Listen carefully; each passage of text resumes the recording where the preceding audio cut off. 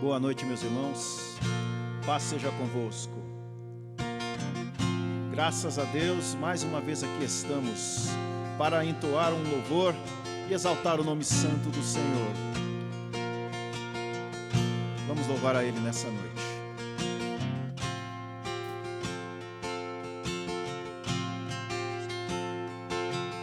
Quando tudo diz que não, tua voz me encoraja a prosseguir.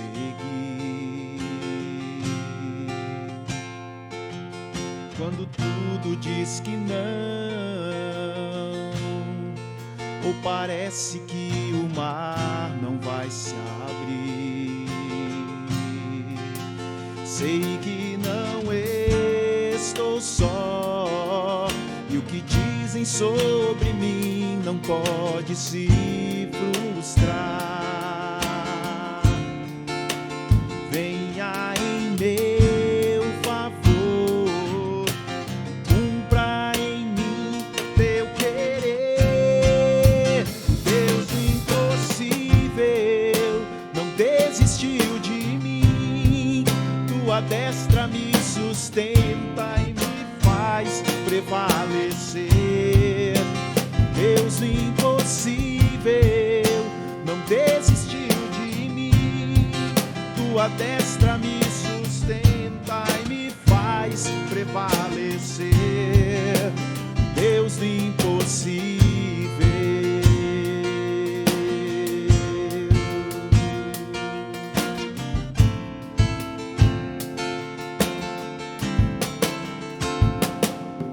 Quando tudo diz que não, tua voz me encoraja a prosseguir.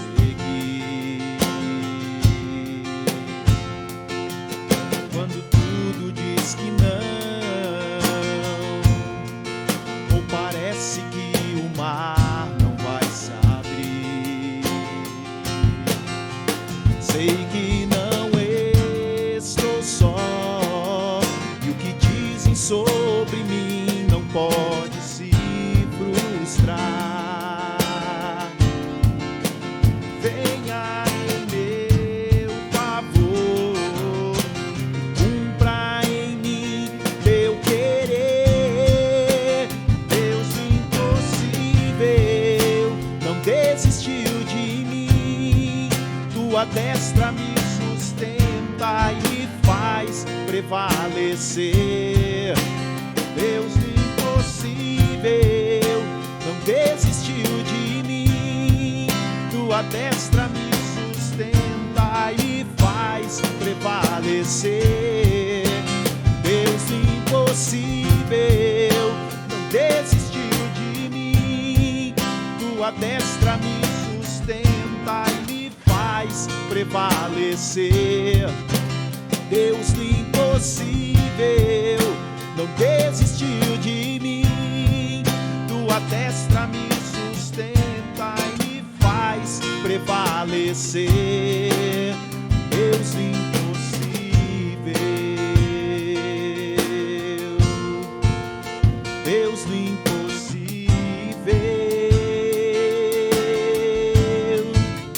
Deus do impossível, Deus do impossível. Amém. Que Deus te abençoe.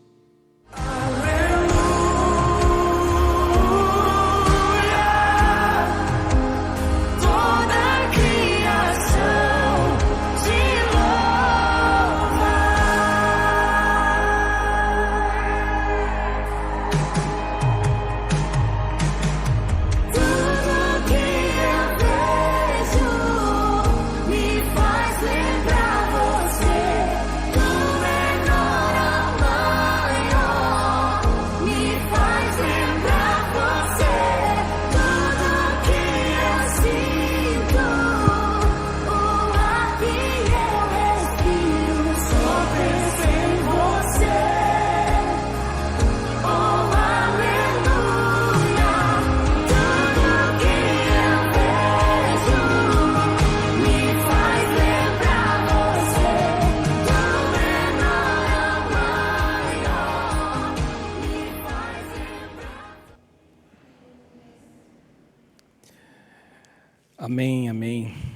Boa noite a todos, que a paz seja convosco, que o Espírito Santo de Deus esteja com você hoje, agora e sempre.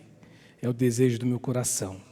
E que o amor de Deus abrace você e que você sinta a generosidade, a força, a graça, o poder deste amor, que é um amor que nos constrange. A Bíblia diz que nós não merecíamos, ninguém, se Deus olhar do céu e exigir a mesma santidade do modo que Ele é santo, você pode ter certeza de uma coisa: ninguém, nenhum de nós, subsistiria diante da presença de Deus. Eu quero ler um texto hoje para a gente falar sobre oferta. Não pretendo me prolongar, mas eu estava lembrando de um texto de Paulo, que ele escreve a carta aos Coríntios, no capítulo de número 10, no verso 31, quando Paulo ele diz algo que a gente pode com certeza entender que isso também se aplica em um momento como este. Aliás, não só num momento como este, mas num momento onde nós aprendemos a nossa administração, a nossa mordomia cristã, e dentro deste processo de sermos mordomos e essa mordomia cristã, Deus ele confiou em nós, ou a nós, os nossos bens, o nosso recurso. E o texto de 1 Coríntios 10, 31, o apóstolo Paulo diz assim: portanto, quer comais, quer bebais, ou façais outra coisa qualquer, fazei tudo para a glória de Deus. Então, Paulo ele colocou num pacote, eu não sei se essa expressão ficaria tão bonita, mas Paulo ele colocou dentro de um escopo, dentro de um pacote, tudo mesmo, né? Ele diz assim, ó, tudo que você fizer, tudo, absolutamente tudo, é o que ele diz, ó, quer você coma, quer você beba. Ou seja, Paulo está dizendo que a nossa vida, ela deve ser uma vida que ela tenha um reflexo que tudo que a gente faça, a gente glorifique a Deus. Ele vai dizer mais para frente a respeito de escândalo, a respeito de mau testemunho.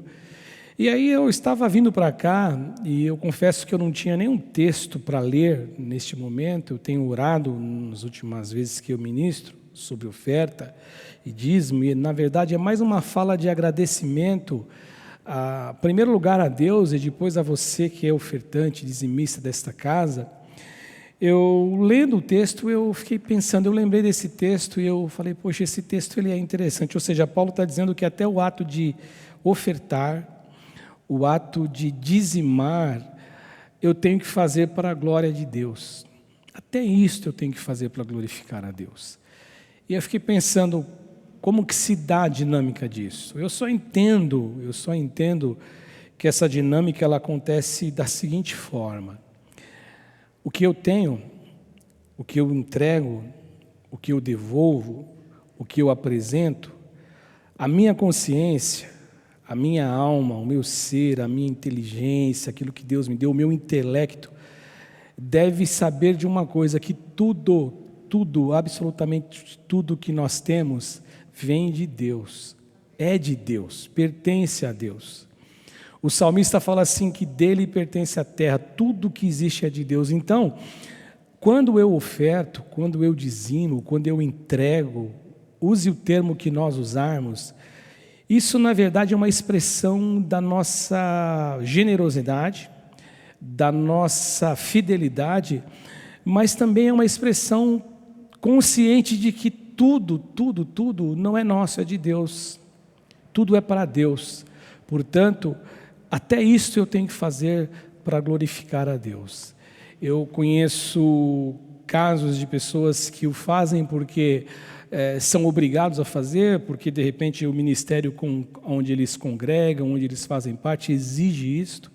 Eu já ouvi história de igrejas que quando a pessoa não dizima e deixa de entregar o dízimo por um tempo, ele tem que pagar tudo que ele ficou devendo, senão ele não pode ter cargo, como se ele tivesse uma dívida com a comunidade. Eu particularmente entendo que Isto não é uma questão, pelo menos no meu coração, de obrigatoriedade, é uma questão de generosidade mesmo. Eu faço porque eu jamais vou vencer Deus. Eu jamais vou vencer Deus. E Deus, o nosso Deus, Ele é tão maravilhoso, Ele é tão poderoso, que Ele faz coisas fora da nossa explicação e da nossa razão e da nossa lógica, de multiplicar pães, multiplicar peixes.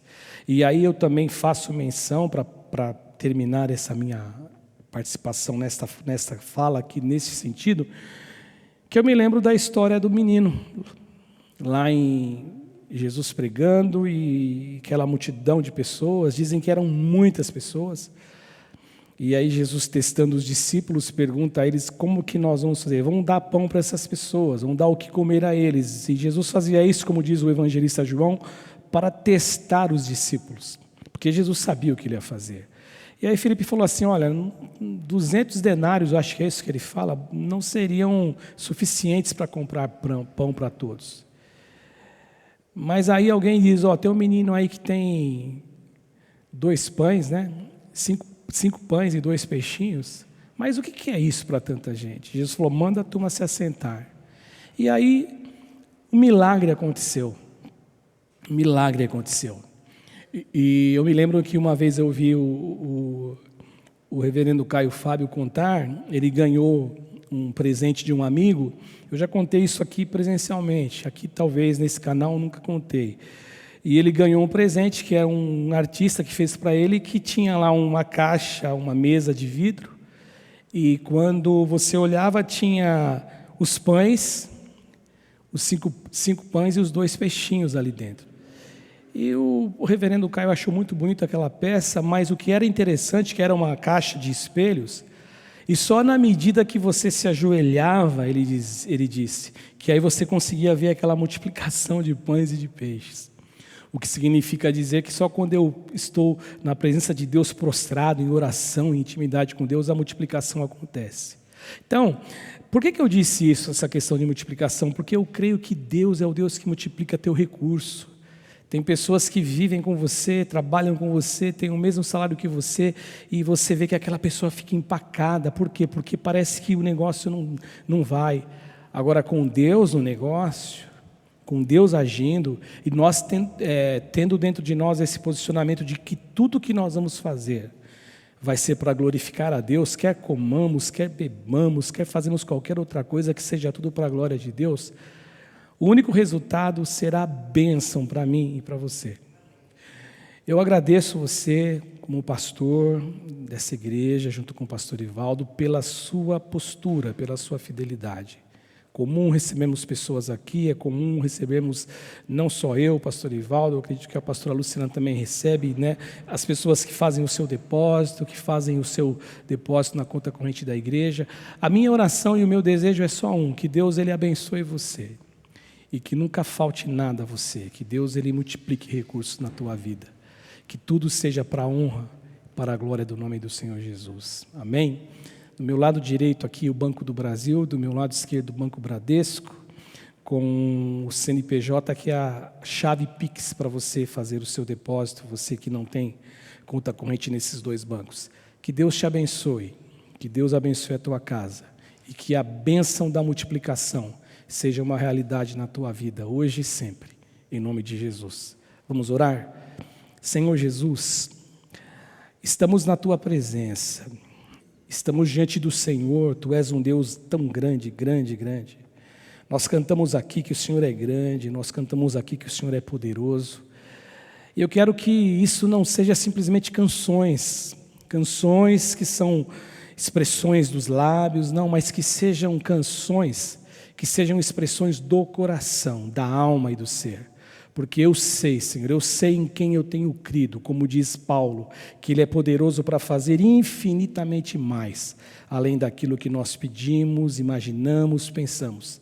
Agora, esse recurso que está sendo levantado hoje, o recurso que é levantado durante os dias nessa igreja, já que nós estamos ainda, Senhor Jesus, não tendo culto presencial, que o Senhor possa multiplicar os recursos, como o Senhor multiplicou pães e peixes, e que o Senhor possa também abrir janelas dos céus e derramar bênçãos sobre esses amados irmãos, que são generosos, que são fiéis, que entenderam que é melhor dar do que receber, e que o Teu Espírito Santo esteja com eles, e que tudo o que eles colocarem às mãos seja para a glória do nome do Senhor Jesus, e que a palavra do Salmo 90 se cumpra na vida de cada um deles, quando a oração do servo Moisés, ele diz assim, que seja sobre nós a graça do Senhor, e confirma, sim Senhor, confirma a obra das nossas mãos, que isso seja uma verdade, hoje e sempre na vida desses amados irmãos, é a minha oração,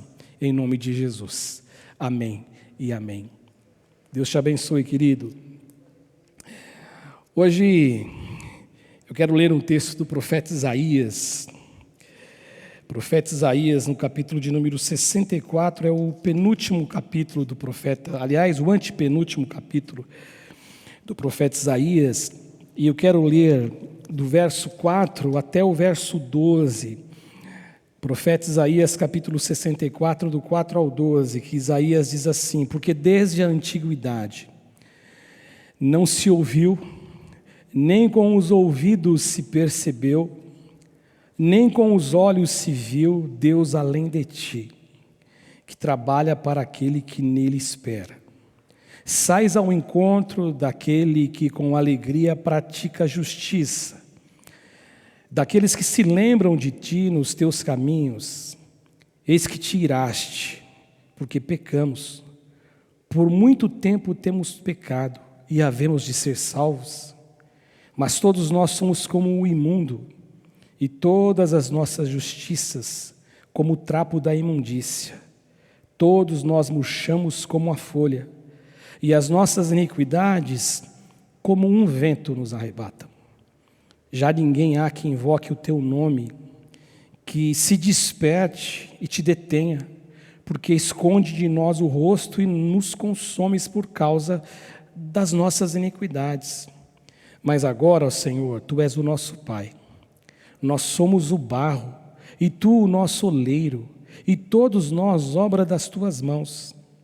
Não te enfureças tanto, ó Senhor, nem perpetuamente te lembres da nossa iniquidade.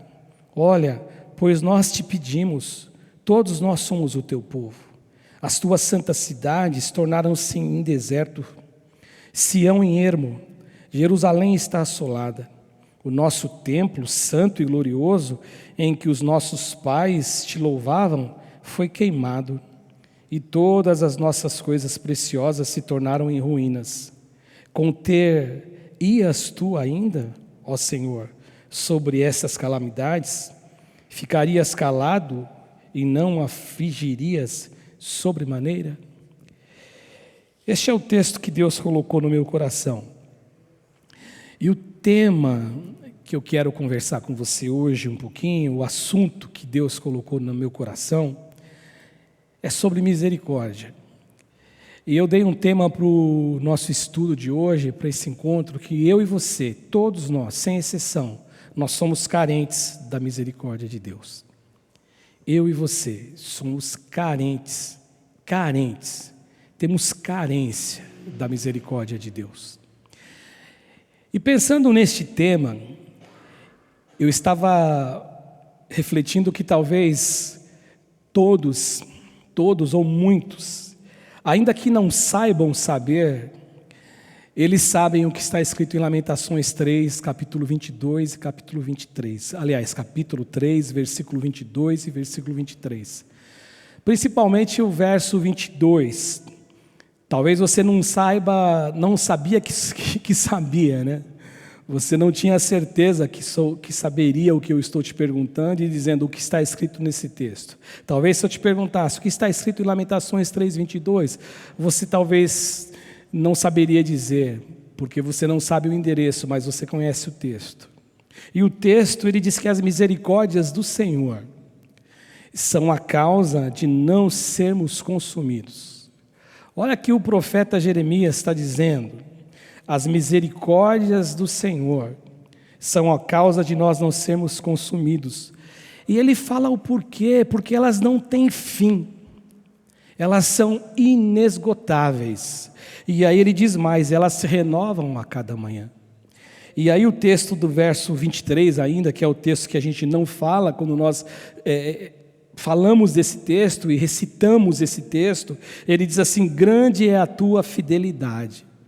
Esse grande é a tua fidelidade, a gente sempre deixa de lado, a gente sempre fala as misericórdias do Senhor, é a causa, é a razão de nós não sermos consumidos.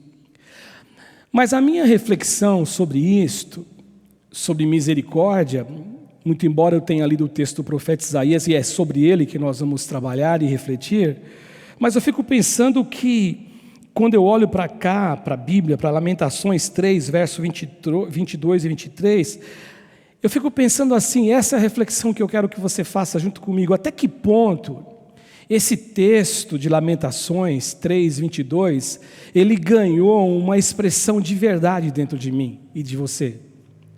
Até que ponto esse texto de Lamentações de Jeremias, ele é um texto que ele ultrapassou dentro de nós aquela coisa de simplesmente ser um texto que nós decoramos, que nós conhecemos, que é um texto que os pastores citam muito e falam muito a respeito dele, é um texto sempre presente, é um texto que vira e mexe, alguém fala a respeito dele. Até que ponto esse texto, ele é um texto que ele ganhou vida dentro da gente? Até que ponto um texto como este aqui, ele ganhou dentro do meu coração e dentro do teu coração a seriedade, a verdade de um compromisso diante do texto que é uma fala de Deus, ou seja, diante da palavra de Deus.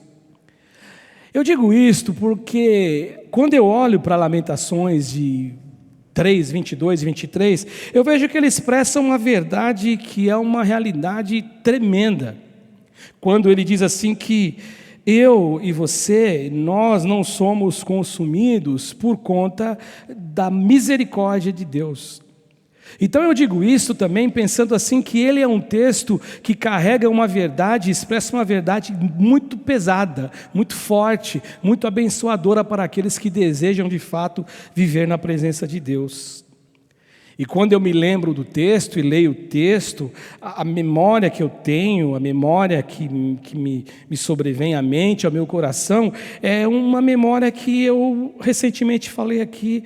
Eu fico pensando que isto é a base, quando o salmista perguntou no Salmo 15, quem habitará, Senhor, no teu tabernáculo? Quem morará no teu santo monte? Quem habitará o teu tabernáculo? Ou seja, quem estará na tua presença? Então eu fico vendo aqui que eu só posso estar na presença de Deus, eu só sou credenciado a estar na presença de Deus por uma razão, porque o meu pecado, a minha iniquidade, ela é coberta pelo sangue de Jesus, pela misericórdia de Jesus na minha vida.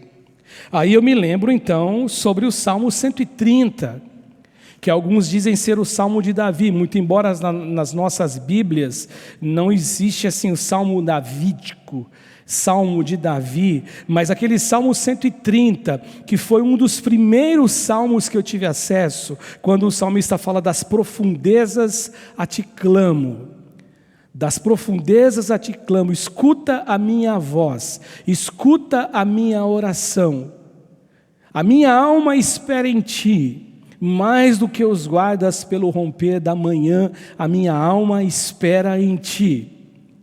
E aí alguns que dizem que esse salmo é de Davi, dizem que este salmo é de Davi, que ele estava vivenciando um momento pós-pecado, quando ele havia pecado possuído a Batsebá, quando ele havia matado ao marido dela, Urias, responsável pela morte, e aí Davi, ele entra num círculo de angústia, porque o pecado ele só nos causa isto, e Davi diz que ele está passeando pelo seu terraço, no palácio, sem condições de dormir, por conta deste peso na alma, na consciência, no ser, já que o Salmo 32 ele fala: enquanto eu calei os meus pecados, eu envelheci, porque de dia e de noite a tua mão pesava sobre mim. Então Davi, olhando aquele cenário e vendo aquela cena, aquela fotografia do guarda guardando, o sentinela guardando o palácio, desejoso pelo sol aparecer e surgir para que ele pudesse ir para casa descansar, ele fala: minha alma espera em ti mais do que esses guardas.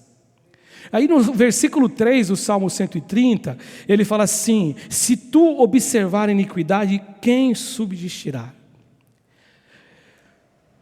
E aí, pensando em tudo isso que eu falei até aqui, ou nisto que eu falei até aqui, quando eu olho para isto, quando eu junto a palavra do salmista, que seja Davi, eu pego essa palavra de Davi no Salmo 130, eu vou até o profeta Jeremias, Lamentações de Jeremias, dizendo isto, dizendo que as misericórdias do Senhor não são a causa de nós não sermos consumidos. Então, quando eu olho e junto essas duas coisas, se o Senhor observar a iniquidade, quem subsistirá? Eu fico pensando que da minha forma de existir, da tua forma de existir, da nossa forma de ser, deveria acontecer algo importante. Nós deveríamos de abandonar o nosso posto de juiz. Nós deveríamos abandonar esta coisa que é uma tendência que persegue os seres humanos e principalmente, por mais que seja ruim o que eu vou dizer, principalmente os seres humanos que vivem no ambiente da religião, da religiosidade ou da religião, onde você ouve muito de Deus, onde você lê muito a palavra, onde você tem palavras que você ouve de alguém, ensinamentos, e é neste ambiente, infelizmente, onde surgem os juízes. Isso aconteceu na época de Jesus e nós nos deparamos com isso. É no meio do grupo de religiosos, daqueles que são doutores da lei, daqueles que conhecem a palavra, daqueles que têm um entendimento da palavra, que foram crianças, que foram adolescentes, se tornaram adultos estudiosos, que foram pessoas que cresceram no meio desse contexto de palavra. É nesse contexto que surgem aqueles que mais julgam. Aqueles que olham para o seu irmão e todo o peso do olhar para com o irmão é um peso de juízo. E para eles, na verdade, é um peso de justificação. A gente só não sabe, como eles não foram trasladados ainda, como Elias, como Enoque que foi tomado para Deus. Então nós deveríamos abandonar essa posição.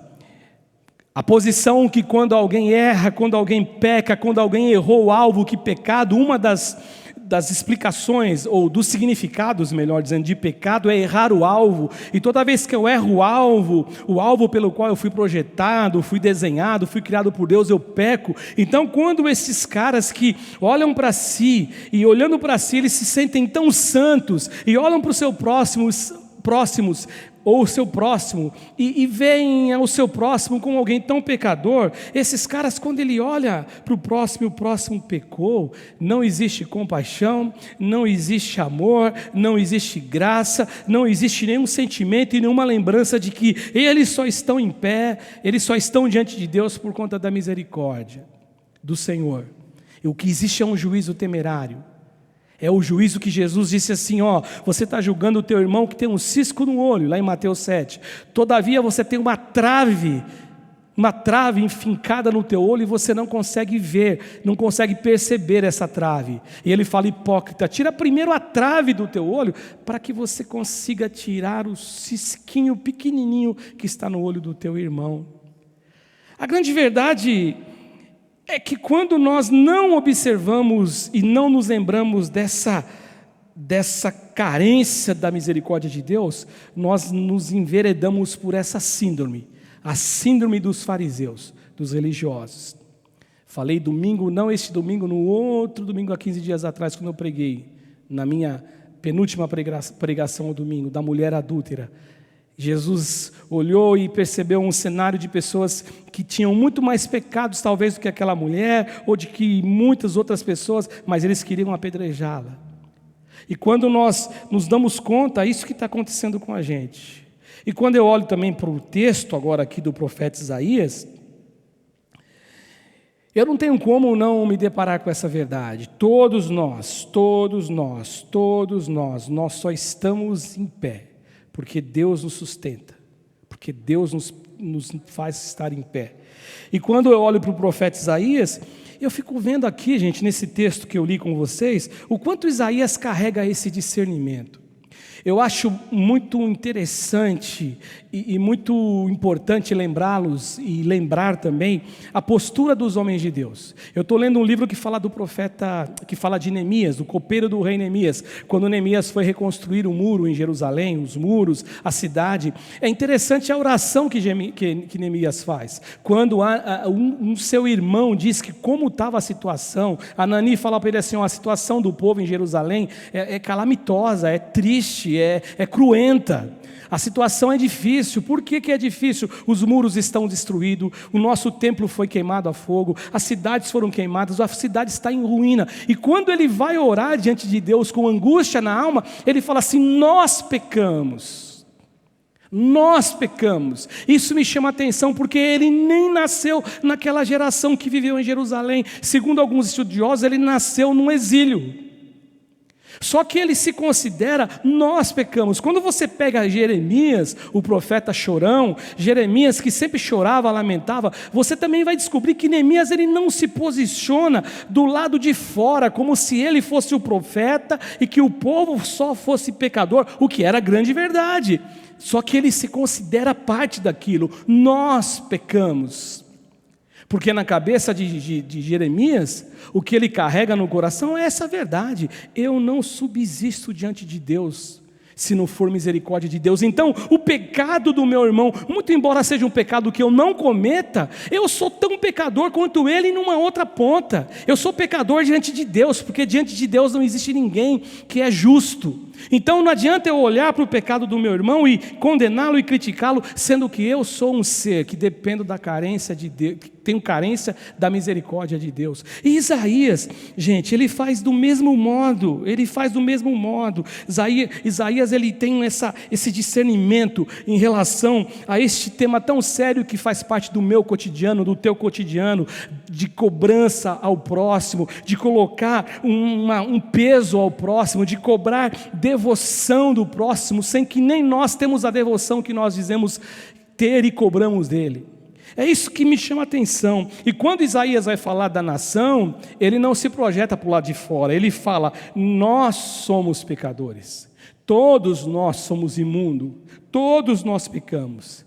E aí eu separei 3 lições, que é um número mágico nosso aqui, de sempre 3 lições, por conta de tempo, por conta de ser um padrão, talvez, mas é mais por conta de tempo. Eu separei 3 lições aqui do texto, do capítulo 64, e a primeira lição é um questionamento. A primeira lição que o profeta Isaías nos traz para esse texto da Escritura, é um questionamento. Ele pergunta se há possibilidade de salvação para quem vive uma vida mergulhada no pecado. É uma pergunta. Muito embora você vai perceber que é uma pergunta que ele faz, mas ele responde e sabe a resposta. O texto do versículo 5 diz assim, sais ao encontro daquele que com alegria pratica justiça. Ele está falando de Deus. Deus sai ao encontro daquele que com alegria pratica justiça. E ele diz assim, daqueles que se lembram de ti, Deus, nos teus caminhos. E aí de repente ele muda, né? Ele fala, eis que te iraste. E olha como ele coloca no plural, por que pecamos? Por muito tempo temos pecado e havemos de ser salvos fazendo isto. Ou seja, vivendo essa vida de pecado. E voltando para o 4, aí na contramão, no 4 ele fala assim, porque desde a antiguidade. Olha o que ele está dizendo antes dele chegar a essa conclusão de quanto a nação era pecadora e como realmente Deus, da morada dele, ele está olhando, ele está investigando, ele está procurando, ele está se alegrando quando ele encontra alguém que anda na vida de justiça, praticando a justiça. E ele fala, porque desde a antiguidade não se ouviu, nem com os ouvidos se percebeu, nem com os olhos se viu um Deus além de ti. E olha o que ele diz, gente, que trabalha para aquele que nele espera. Eu acho isso simplesmente fantástico, maravilhoso. O profeta Isaías está dizendo que Deus, na santidade absoluta, na grandeza dele, como diz o Paulo, que Deus habita na luz inacessível, que ninguém tem acesso a essa luz. Só que o profeta Isaías está dizendo que esse Deus que ninguém consegue contemplá-lo, porque ele disse para Moisés: Moisés, se você me ver, você morre, você não aguenta me ver. Então, quando a Bíblia fala que Moisés falava com Deus face a face, não significa que ele viu o rosto de Deus, via a glória de Deus. Não, ele tinha intimidade com Deus, mas o profeta está dizendo que esse Deus, ele opera em favor de você, que esse Deus opera em meu favor. Esse Deus, ele olha, ele procura, e não é um procurar como se ele não achasse. É uma forma da Bíblia se expressar para que eu e você entenda. Mas Deus, ele esquadrinha, ele vai olhando na terra e ele está procurando aqueles que confiam nele, e estes que confiam nele, estes que realmente confiam em Deus, estes que se humilham, estes que são os bem-aventurados, que Jesus diz que são os pobres de espírito, os humildes de espírito, porque deles é o reino dos céus. Ou seja, esses que abrem mão do seu conhecimento, da sua verdade, da sua estrutura e se colocam como pessoas carentes de Deus. Estes são os caras que Deus trabalha em seu favor.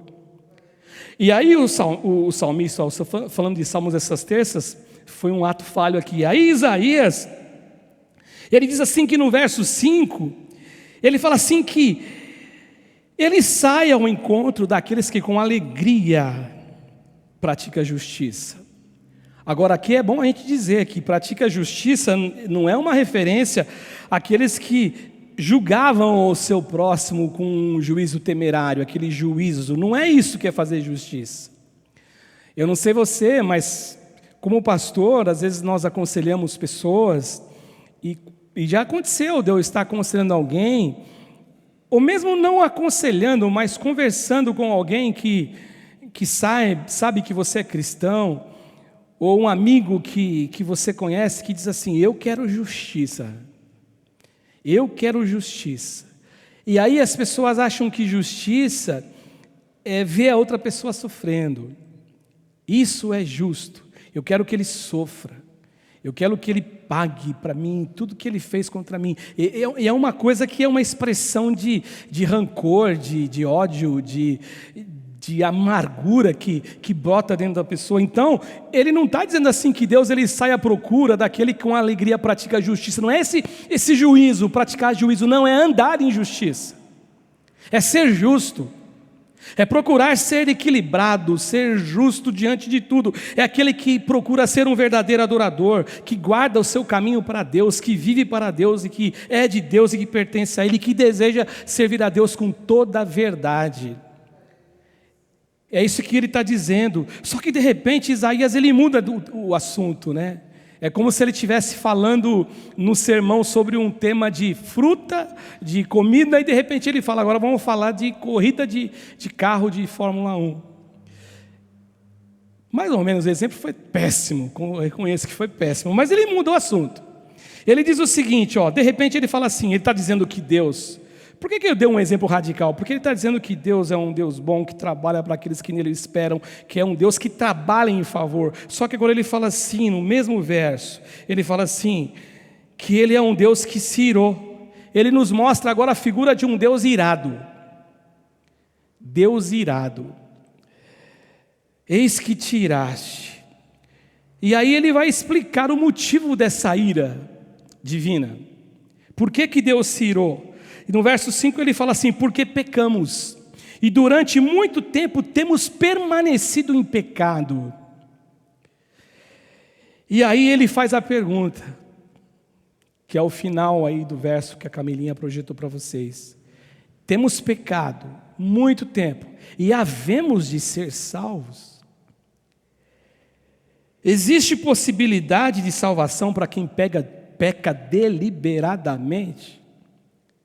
Porque aqui, gente, eu quero abrir um parêntese aqui, dizendo o seguinte para você: não tem como você que é cristão, você que é o homem mais piedoso, a mulher mais piedosa, a mulher de oração, o homem de oração, um cara reto diante de Deus, não tem como você chegar e bater no peito e dizer: eu não sou pecador, porque a Bíblia Sagrada, João diz assim, que se dissermos que não temos pecado, mentimos, nos enganamos e fazemos Deus mentiroso, porque todos nós pecamos. Nós pecamos pelo fato de existirmos, sermos pessoas, porque eu sou filho de uma geração do pecado. Adão e Eva pecaram, e todo o pecado atingiu a todos, por isso que todos morreram, por isso que precisou Jesus morrer na cruz do Calvário para nos redimir, por isso que Jesus não nasceu.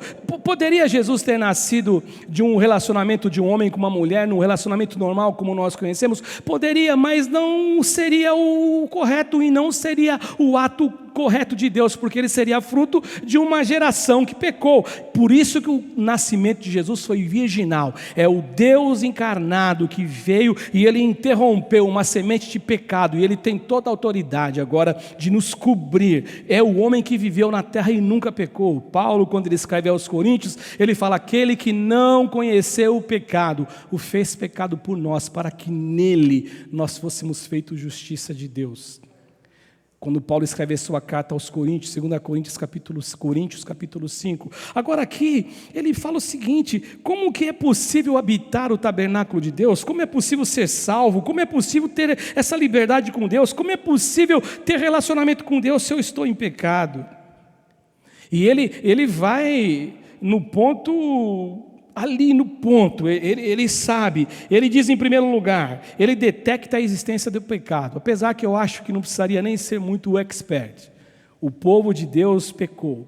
Uma vez eu ouvi um pastor dizendo o seguinte, que quando Deus tirou o povo do Egito, qual era a mensagem de Deus para o povo do Egito? Deus queria que o povo que saísse do Egito, Deus falou assim: olha, eu vou colocar vocês numa terra que mana leite e mel, e eu vou dizer uma coisa para vocês, eu estou tirando aquele povo lá da terra que mana leite e mel, de Canaã. Sabe por que eu estou tirando eles de lá? Porque eles são pecadores, eles são pessoas que me peitam, fazem coisas que não é para fazer. Eu estou tirando eles de lá por conta do pecado, ou seja, é uma consequência, é um fruto. Eles estão plantando e estão colhendo. Quando eu colocá-los na terra de Canaã, eu quero que vocês prestem atenção, que vocês tomem cuidado e que vocês não imitem os costumes deles. Foi a mesma coisa que um pai falasse para o filho: não bota a mão na tomada. Não é assim que acontece? O filho vai lá e coloca. Então, o povo, a nação de Israel, desde sempre começou a trocar Deus, adorar Baal, adorar outros deuses, chegaram ao ponto de sacrificar os seus filhos a Moloque, o deus do fogo. Manassés, um dos piores reis de Israel, ele matou todos os filhos, ele matou os filhos e ele, na verdade, ele matou os filhos e ofereceu os filhos a Moloque. Agora, o grande lance disso, que aí quando eu digo aqui, o profeta Isaías diz: alguém poderá ser salvo? Incrível, Manassés, já que eu lembrei dele agora, Manassés, quando ele estava no calabouço, preso a ganchos, humilhado, porque Deus deixou ele à sorte dele, ele se lembrou de Deus. E lá do calabouço ele lembrou de Deus e pediu perdão de todos os pecados dele. Sabe o que a Bíblia Sagrada diz? E o Senhor se tornou favorável a Manassés. Porque Deus é o Deus de misericórdia. Deus é o Deus que olha para a vida e para as pessoas diferente do nosso olhar. Agora, ele detectou aqui a existência do pecado na nação. E aí ele detectou que sem um reconciliar, sem um voltar-se para Deus, não teria como eles terem relação com Deus. Acaso nós poderemos ser salvos? É uma pergunta, mas ele sabe a resposta. Lógico que não. Não dá para ser salvo porque o pecado afasta o homem de Deus. Anteriormente, no capítulo 59, o profeta Isaías fala assim, que os ouvidos do Senhor estão agravados para não poder ouvir, as mãos estão encolhidas para não poder curar. Não, Deus ouve, as mãos de Deus alcançam você, mas os vossos pecados e as vossas iniquidades fazem separação entre vocês e Deus, para que Deus não ouça vocês, ou para que eu não vos ouça. O profeta falando em nome de Deus. E aí, diante disso, gente, eu entro na segunda lição, que Isaías faz uma coisa que todos nós deveríamos fazer, ao encararmos essa realidade de que nós somos pecadores, de que nós por nós mesmos não conseguiremos ser salvos, nós precisamos da ação de Deus. Aí o profeta ele faz uma coisa, ele se rasga, ele se despe e ele se humilha diante de Deus. E olha o que ele diz no verso 6 e no verso 7. Mas todos nós, nós somos como o imundo, e todas as nossas justiças como o trapo da imundícia. E todos nós murchamos como uma folha, e as nossas iniquidades como um vento que vem e nos arrebatam. Acontece do mesmo modo quando você está sentindo a brisa e você vê o vento vem e te toca. É isso que acontece. E aí ele diz assim: já não há ninguém que invoque o teu nome, que se desperte e que te detenha, porque o Senhor está escondendo o rosto e nos consome por causa das nossas iniquidades. O que eu vejo aqui, que o profeta está abrindo o jogo aqui para nós, escancarando aqui, é que ninguém é justo. Nem eu, nem você, nem o Zezinho, nem o Joãozinho, nem o Artuzinho, ninguém é justo. As nossas justiças, elas são como o trapo da imundícia.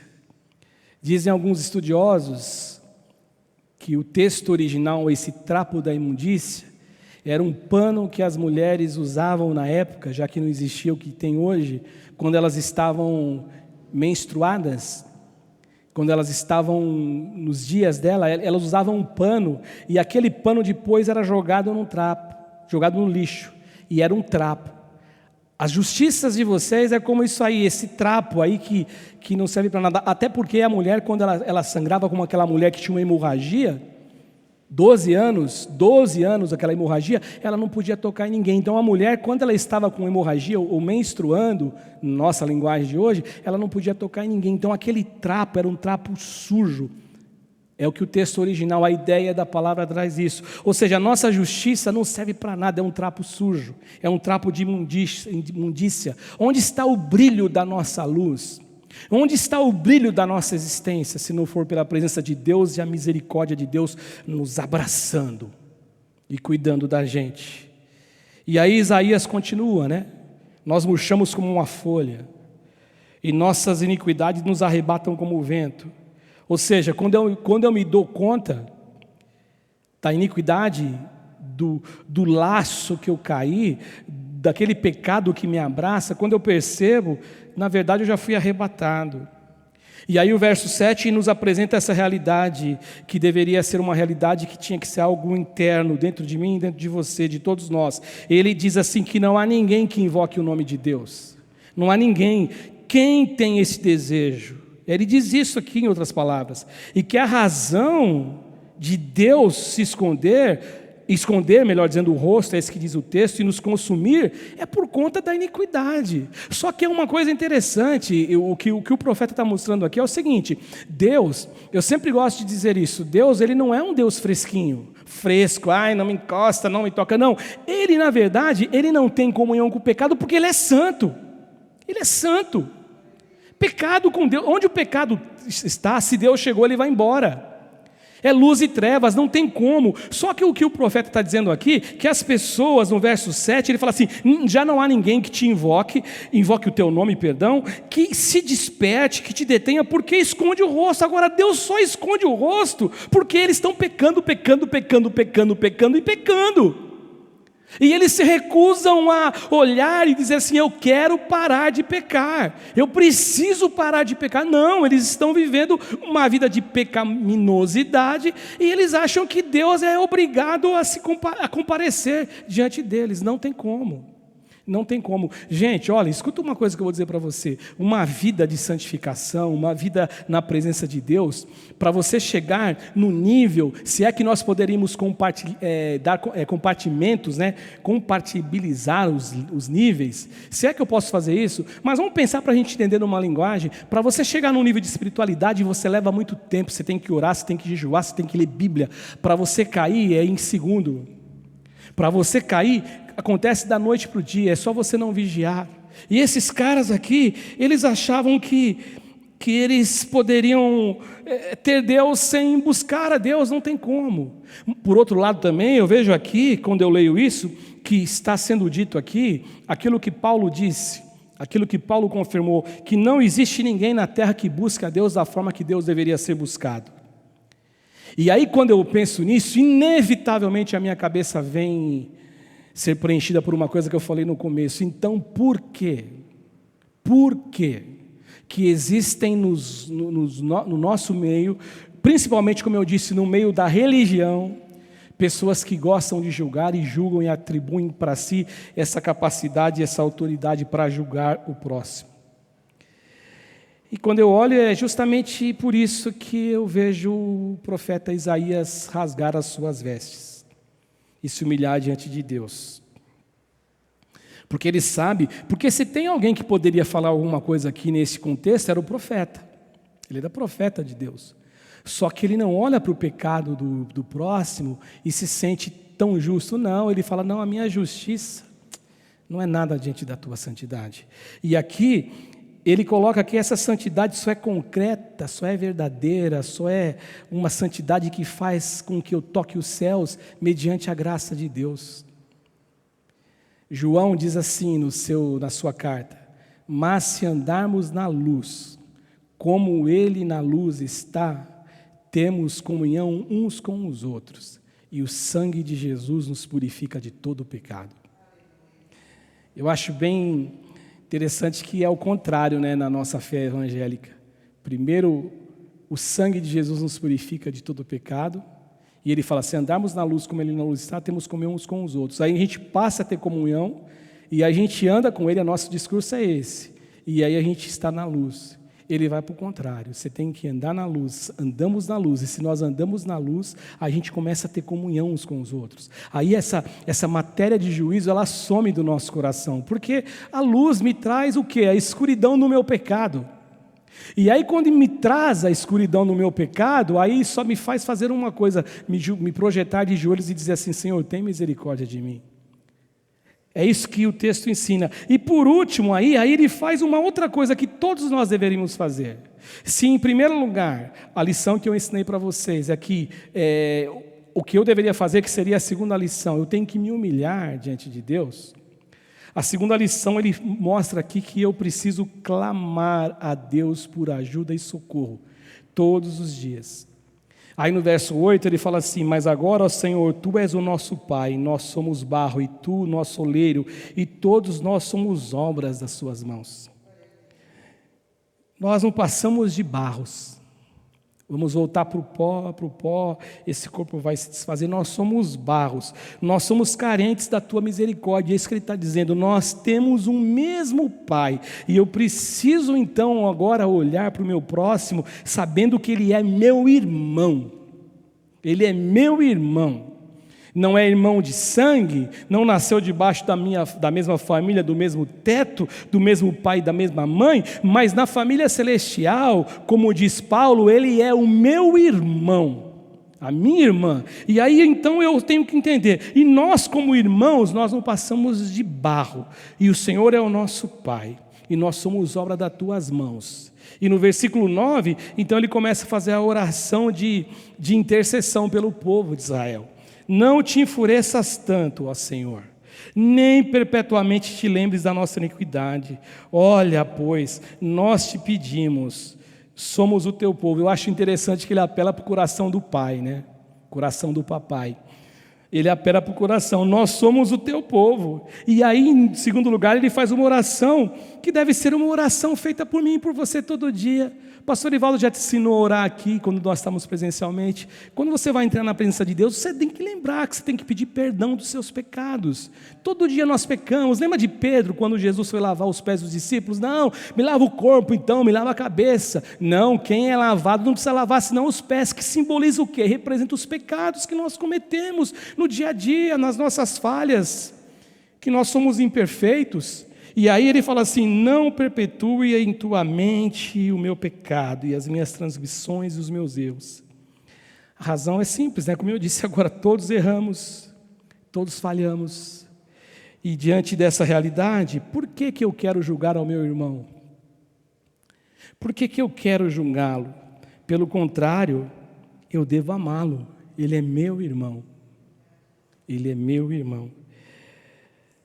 E aí eu lembro de novo, antes de finalizar, aquilo que o Salmo 130, no verso 3 diz, porque se Deus exigir santidade de nós como Ele é santo, quem subsistirá? Se o Senhor observar a iniquidade, quem subsistirá? E do verso 10 ao verso 12, para terminar, o profeta descreve o quadro de destruição que a cidade de Jerusalém chegou. As tuas santas cidades tornaram-se em deserto, Sião em ermo, Jerusalém está assolada. O nosso templo santo, para o judeu o templo tem tanta importância, e tinha e tem, o santo e glorioso que os nossos pais te louvavam foi queimado. Todas as nossas coisas preciosas se tornaram em ruínas. E ele termina dizendo: conter-te-ias tu ainda? Ó Senhor, sobre estas calamidades o Senhor vai ficar calado, ficarias calado e nos afligirias sobremaneira. E aí, eu termino dizendo o seguinte: pecado. Para algumas pessoas, pecado só tem um pensamento: adultério. Percebe quando alguém fala assim, ó, o pastor pecou, algum pastor pecou, o que você pensa em primeiro lugar? Saiu com a secretária, né? É a primeira coisa que você vê na cabeça. Ninguém pensa assim, o pastor roubou o dinheiro da igreja. Não, o cara pensa no adultério, porque nós somos doutrinados a pensar que pecado é só em relação à área do sexo. Agora, pecado aqui é quando eu me coloco numa posição de orgulho, de soberba. Deus disse na palavra, por meio de Pedro, que Ele vai abater os soberbos. Então, quando eu me coloco aqui na soberba, quando eu olho para o meu irmão e me esqueço que eu sou carente da misericórdia divina, eu estou convivendo em pecado. Nós esquecemos que nós só não somos consumidos por Ele por conta da misericórdia dEle que se renova toda manhã. Seja uma manhã ensolarada, está lá a misericórdia acordando-se e renovando. Seja uma manhã de chuva, está lá ela acordando e se renovando. Seja numa manhã escura, com as nuvens que cobrirão o sol, lá está a misericórdia do Senhor. E aí, gente, eu concluo, que eu já falei demais para o meu tamanho, eu concluo dizendo o seguinte: eu cheguei a algumas conclusões, pensando nessa nossa fala aqui hoje. A primeira é que, como nós somos carentes de Deus, né, da sua graça, da sua misericórdia, como eu sou carente de Deus. Outra coisa aqui que eu chego a uma conclusão, até uma conclusão que Paulo lhe fala, se eu não me engano, eu não me lembro qual é a carta, eu não marquei. Se você está em pé, glorifique a Deus, se glorie em Deus e não em mais ninguém. É em Deus que tem que se gloriar. Eu estou em pé porque é Deus que me guarda. Uma outra coisa, ninguém verá a face de Deus vivendo em pecado. Pecado não confessado. E lembrando você novamente, pecado não confessado não é só adultério. Se eu falo mal de você às escondidas, se eu difamo você às escondidas, é pecado. O Salmo 101 diz assim: aquele que difama o seu próximo às escondidas, eu o destruirei. Aquele que tem olhar altivo e coração soberbo, não o sofrerei. Então isso é muito sério. E outra coisa aqui, mais uma: o caminho da vida e o encontro com Deus, ele só se torna real, verdadeiro, concreto, quando nós nos humilhamos diante de Deus. Nós somos a nossa justiça como trapo de imundícia. E por último, o nosso socorro sempre virá do Senhor. Mas em todas as situações, até situações como esta, porque ele diz no verso 5: sais ao encontro daquele que com alegria pratica justiça, daqueles que se lembram de ti nos seus caminhos, e eis que tiraste porque pecamos, por muito tempo temos pecado, e havemos de ser salvos. Ou seja, como que eu posso ser salvo? Só quando Deus ele vem e me cobre com a justiça dele, com o amor dele, com a graça dele e com a misericórdia dele. Amém, gente? Que o Senhor abençoe você, que o Senhor esteja no teu coração. Quero orar hoje por algumas pessoas que eu vou citar o nome. Pastor Dalton nos pediu oração, ele está fazendo quimioterapia, lutando contra os tumores que ele disse que voltaram, mas ele está confiando em Deus. Quero orar pela Maristela, a irmã da Márcia, cunhada do Hamilton. Quero orar pelo Antônio Pedro, que é o irmão da irmã Floripes, que nós oramos por ele também, mas hoje eu cito o nome dele aqui. A Claíra, tia do Hamilton, recuperando do AVC. Quero orar por uma amiga minha, a Sueli Santejo, que passou por um processo de cirurgia, também está em recuperação. Orar pelo meu irmão, hoje também cito o nome do Roberto, recuperando também da sua enfermidade, do AVC, está trabalhando e Deus tem dado graça, mas orar por ele também. pelo Samuel, sobrinho da Fabelina, pelo José Pereira Ferreira, que luta contra um câncer, o Antônio José de Souza, câncer de fígado, aguardando o transplante, pelo Ataliba, que também está passando por um tratamento de câncer, pela Regina Aparecida, a irmã da Lucimar, que está com dores e está aguardando o resultado de biópsia, pela Maria de Fátima Vitor de Souza, que tem câncer do pulmão e no intestino, pela Edna Martelli, que está internada na UTI com Covid, pelo Anderson, tumores malignos, pela Simone, mais agradecimento, ela estava com trombose no cérebro, mas ela já está em casa, em recuperação, pela minha prima Isabel, a Bebel, que está com Covid, pelos familiares da Larissa, que estão enfrentando luto, pelo Sebastian, que está recuperando de uma cirurgia, ele está em coma, nós vamos orar pelo Sebastian, pela Elaine, a filha da pastora Vani, que tem se recuperado, pelo Fabinho e pela Dayana, que estão com Covid, pelo Leonardo, o irmão da Luciene, da nossa irmã Luciene, que está desaparecido há alguns dias, e o pessoal tem trabalhado e nós temos orado para que Deus coloque as mãos sobre ele, traga ele de volta para trazer paz a essa família. A Aline e o Brian, que é o cunhado e sobrinho da Luciene também. A Aline é uma pós-cirurgia e o Brian é um bebê, que a gente ore para Deus dar saúde a ele. A Janete e Luiz, esposo, a Janete, que é o esposo, a esposa do Luiz, a Janete está com câncer e também pedem oração pelo Luiz. E pela Maria José, luto, né? Está lutando contra um câncer. Eu queria orar pela família da Sheila, que é uma moça que nós estávamos orando, que veio falecer, e pela família da Giovana Lopes também, que nós estávamos orando e veio falecer também. São esses pedidos, são muito mais pedidos, mas hoje são estes nomes que nós vamos orar. Eu queria que você orasse junto comigo. Exerça a sua autoridade de filho de Deus, de servo de Deus, que a Bíblia fala que a oração do justo pode muito em sua eficácia. E ore junto comigo. Senhor Jesus, nós estamos diante do Senhor mais uma vez, e todos esses nomes, Senhor Jesus, são 26 nomes que eu relatei.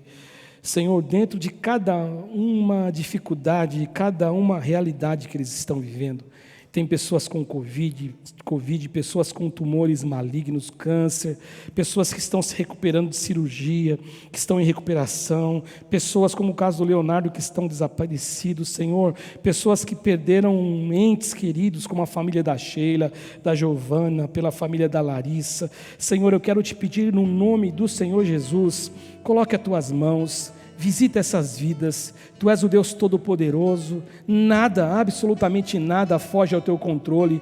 Quando o Senhor coloca as tuas mãos, como diz o profeta Jeremias, agindo Deus, quem impedirá?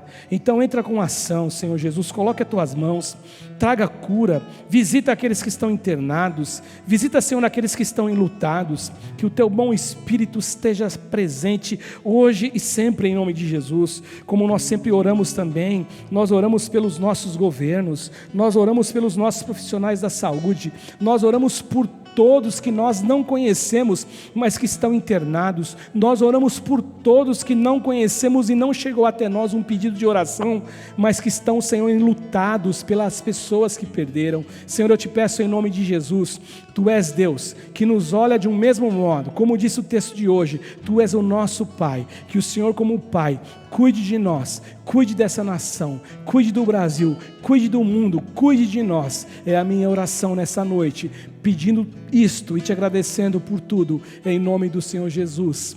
E que o amor de Deus Pai, e a graça de nosso Senhor e Salvador Jesus Cristo, e a doce comunhão do Espírito Santo, esteja em cada coração, não apenas hoje, mas sempre. É a minha oração, em nome de Jesus. Amém e amém.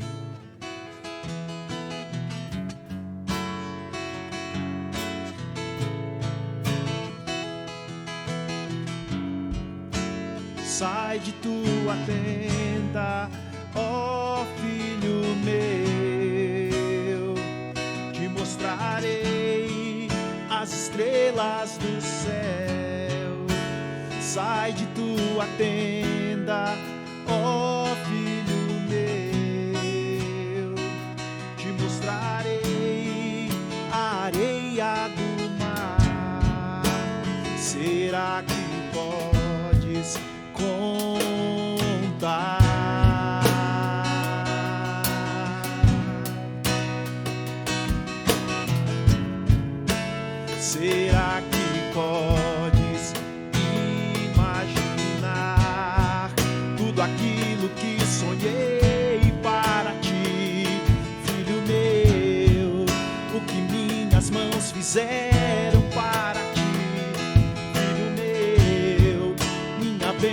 será sobre ti. Uma nova história Deus tem pra mim, um novo tempo Deus tem pra mim. Tudo aquilo que perdido foi, ouvirei de sua boca, te abençoarei.